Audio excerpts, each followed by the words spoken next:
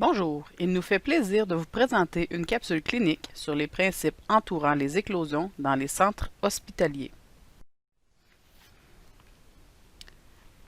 Pour vous faire une mise en contexte rapide, les mesures recommandées sont formulées à la lumière des données scientifiques disponibles à ce jour et des recommandations d'experts d'instances internationales.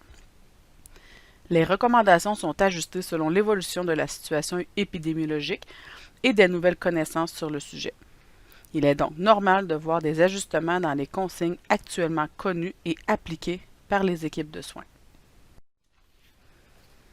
Pour débuter, il est important pour tous les employés d'appliquer des mesures préventives au quotidien lors de votre prestation de travail, telles que l'hygiène des mains, tout en frictionnant l'ensemble des mains, incluant les ongles, les poignets et les espaces interdigitaux, le port du masque de procédure et de la protection oculaire, la distanciation de 2 mètres lorsque le masque doit être retiré, par exemple pendant les temps de pause et de repas, le port de l'équipement de protection individuelle lorsque requis, le respect des étapes lors du retrait de l'épi avec l'hygiène des mains entre chacune des étapes, des vêtements et des chaussures dédiés pour le travail, s'abstenir de se toucher les yeux, le nez ou la bouche avec des mains potentiellement contaminées. Le repérage rapide des signes et symptômes compatibles avec la COVID-19 tant chez les travailleurs de la santé que chez les usagers. Dans la prochaine diapo, je vous présenterai les symptômes typiques de la COVID-19. La désinfection de votre poste de travail et du matériel de soins utilisé en début de corps, mais aussi pendant votre corps de travail. L'augmentation de la fréquence de nettoyage et désinfection par le personnel de l'hygiène et salubrité. L'autosurveillance de vos symptômes en début de corps, la prise de température également en début de corps, et surtout de ne pas se présenter au travail si des symptômes sont compatibles à la COVID-19. Voici les principaux symptômes typiques de la COVID-19. La fièvre, la toux, des difficultés respiratoires, perte d'odorat d'apparition brutale sans congestion nasale avec ou sans perte de goût, des douleurs musculaires, des céphalées, de la fatigue intense, une perte d'appétit importante, mal de gorge, diarrhée, nausées, vomissements. Il est important que lorsque vous présentez un ou plusieurs de ces symptômes, de vous référer à la ligne dédiée pour les employés. Il y a aussi des symptômes atypiques, surtout présents chez l'aîné, qu'on doit également s'assurer de vérifier pendant votre prestation de travail. Changement dans l'état mental, l'état d'éveil, changement de comportement, diminution de l'autonomie, confusion, somnolence, chute, incontinence nouvelle, diminution de la participation aux soins, agité, agressivité, irritabilité, perte d'appétit, perturbation du sommeil sont des symptômes plus atypiques souvent présents chez nos aînés. Pour la température de l'aîné, il est suggéré de considérer en prise unique le chiffre de 37,6 ou l'augmentation de température basale de 0,5 degré comme un élément significatif. La clé dans la prévention d'éclosion, c'est lorsqu'un cas de COVID-19 est suspecté ou confirmé chez un travailleur de la santé ou un usager sur une unité de soins. La rapidité d'intervention et de détection permet d'évaluer le potentiel de transmission, la gravité de la situation et ainsi d'instaurer les mesures requises afin de limiter l'ampleur de l'éclosion. Vous avez sans doute remarqué des modifications et des changements sur certaines unités de soins. Voici quelques exemples de changements qui ont été faits dans un but préventif. Dans la mesure du possible, on tente de dédier les travailleurs de la santé à chacun des types de zones. Lorsqu'on parle de zones chaudes ou rouges, ce sont des clients positifs de la COVID-19. Lorsqu'on parle de zones tièdes ou jaunes, ce sont des clients en attente d'un résultat avec symptômes compatibles de la COVID-19. Et lorsqu'on parle de zones froides ou vertes, ce sont des clients qui ne présentent pas de symptômes de la COVID-19, qui n'ont pas eu de contact épidémiologique à risque et qui ont reçu un résultat négatif à la COVID-19. Ou encore des usagers en rémission de la COVID-19 depuis moins de 3 mois. Également, pour les travailleurs de la santé ne pouvant pas être dédiés, tels que les inhalothérapeutes ou l'équipe multidisciplinaire, ceux-ci doivent débuter par les zones froides, suivies des tièdes et terminer par les zones rouges dans la mesure du possible. On tente également de bien afficher les précautions additionnelles requises. Il y a implantation de sites non traditionnels. Ces zones sont des lieux transitoires permettant d'accueillir des usagers qui ont passé dans des milieux cliniques de courte durée, les hôpitaux, en attente d'une place dans un milieu de vie. Ce lieu permet d'éviter la propagation de la COVID-19 dans les milieux de vie d'usagers plus à risque et ainsi d'éviter que certains usagers demeurent en centre hospitalier lorsque ce ne sont pas requis. Ces zones, s'ils sont rouges, permettent aussi d'accueillir des usagers testés positifs pour leur période d'isolement et de guérison qui ne peuvent demeurer dans leur milieu de vie en raison du non-respect des consignes présentées dans les directives spécifiques à ce sujet. S'il y a présence de symptômes typiques de la COVID-19 chez un de vos usagers, instaurez immédiatement les précautions additionnelles gouttelettes contact avec protection oculaire et aussi aviser le médecin traitant de la situation. Il y a aussi possibilité d'isolement à la chambre. On a des chambres chaudes, c'est des chambres d'un usager confirmé, donc l'équipement de protection individuelle que l'on doit porter, c'est la blouse, les gants, masque de procédure, protection oculaire. Si c'est une chambre multiple de cas confirmés, on doit retirer les gants et se laver les mains entre chacun des usagers. Pour une chambre tiède, chambre d'un usager suspecté en attente d'un résultat de laboratoire, l'équipement de protection individuelle est la même. Par contre, si on a une chambre multiple, on doit changer l'équipement de protection individuelle au complet entre chacun des usagers. Chambre froide, chambre d'usagers sans la COVID-19, l'équipement de protection individuelle et le masque de procédure et la protection oculaire. Si nous avons plusieurs usagers dans la même chambre, on lave ses mains entre chacun des usagers. Il y a également possibilité de cohorter les usagers par zone, ce que nous voyons majoritairement dans le CIS de Chaudière-Appalaches. C'est le même principe que les chambres, sauf que c'est un regroupement de chambres ou même une unité complète. En milieu de soins aigus, dans le meilleur des cas, on tente de conserver les corridors froids, c'est-à-dire propres, et les chambres chaudes. En CHSLD ou encore dans les SNT avec des clientèles RPA, il est difficile d'avoir le même type de zone car on ne peut pas empêcher un usager en milieu de vie de circuler au corridor. Si la zone est chaude, souvent le corridor sera chaud aussi. Si tel est le cas, il sera important de l'indiquer à l'équipe de soignants dédiés par l'utilisation de secteurs et de zones chaudes clairement indiquées et délimitées par des portes. On parle d'éclosion lorsque deux cas nosocomiaux, soit un usager et ou un travailleur de la santé, avec un lien épidémiologique, survenant pendant la période maximale du temps d'incubation du virus, soit de 14 jours, et lorsqu'un lien épidémiologique est établi entre deux cas, lorsqu'un critère de temps, de lieu et de personne est compatible avec une transmission entre ces cas.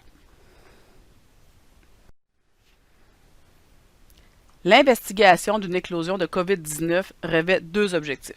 Premièrement, identifier les contacts exposés de façon significative et basés sur la période de contagiosité avant le début des symptômes, ici 48 heures, précédant le début des symptômes ou la date du prélèvement pour les cas asymptomatiques.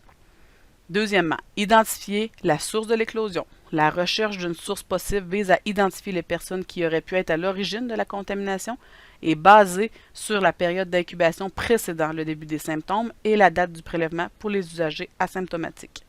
Une période de 10 jours est suggérée. L'investigation est faite par la conseillère en soins de la prévention et contrôle des infections en collaboration avec le gestionnaire et son assistante. La collaboration d'autres membres de l'équipe peut s'avérer nécessaire. La complexité des éléments à tenir compte dans la prise de décision implique plusieurs facteurs et les décisions peuvent être appelées à évoluer en fonction du caractère évolutif de l'éclosion. Les spécialistes de la PCI et de la gestion médicale, microbiologistes, infectiologues sont également impliqués dans les décisions de toute nouvelle situation en collaboration également avec les gestionnaires des secteurs touchés. Tout d'abord, dans la gestion d'une éclosion, il est important de la déclarer après avoir validé avec l'algorithme de gestion de la survenue d'un premier cas que je vous présenterai à la diaporama suivante. Les infirmières en prévention et contrôle des infections prendront en charge les contacts étroits et élargis chez les usagers. Un contact étroit, c'est un usager ayant séjourné dans la même chambre qu'un cas confirmé COVID-19 ou usagers ayant été en contact étroit avec un travailleur de la santé confirmé COVID-19. C'est également les usagers qui font de l'errance en présence d'un cas confirmé sur l'unité de soins. Les contacts élargis, ce sont les usagers ayant séjourné sur une unité de soins en éclosion de la COVID-19. Les conseillères en prévention des infections prendront également en charge les travailleurs de la santé. Ils mettront en place de précautions additionnelles pour nos contacts étroits, de mettre en place des précautions additionnelles gouttelettes contact avec protection oculaire pendant 14 jours suivant la dernière exposition avec le contact. La fin des précautions, c'est lorsqu'aucun symptôme n'apparaît pendant les 14 jours suivant la dernière exposition. Les contacts élargis, il n'y a aucune précaution additionnelle requise, l'autosurveillance des symptômes, respect des pratiques de base.